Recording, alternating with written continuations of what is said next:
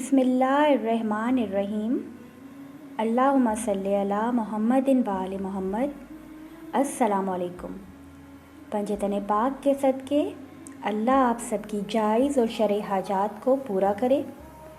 मैं अपने चैनल मुजर्रिब आसान वज़ाइफ पे आज एक नए वजीफ़े के साथ हाज़िर हूँ।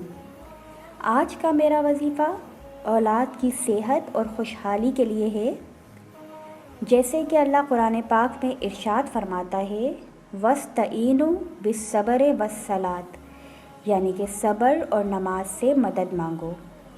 तो इस वजीफ़े में नमाज के ज़रिए ही अल्लाह से मदद मांगी गई है। नमाज का तरीका मैं आपको बता देती हूँ कि ये वो नमाज है जो कि वालिदैन अपनी औलाद की सेहत और खुशहाली के लिए पढ़ेंगे। तो इंशाअल्लाह इनकी औलाद को अल्लाह सेहत और खुशहाली नसीब फरमाएगा। मैं आपको नमाज का तरीका बता देती हूँ। पहली रकत में अलहम्द के बाद 17 मरतबा सूरह इखलास पढ़नी है। दूसरी रकत में अलहम्द के बाद 35 मरतबा सूरह इखलास पढ़नी है।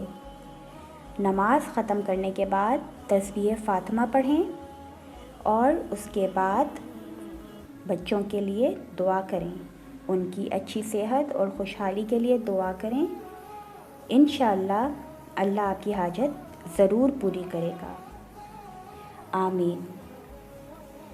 आपसे गुजारिश है कि मेरे चैनल को सब्सक्राइब करें और बेल आइकन को प्रेस करें ताकि मेरे आने वाले नए वज़ाइफ से आप फ़ायदा उठा सकें।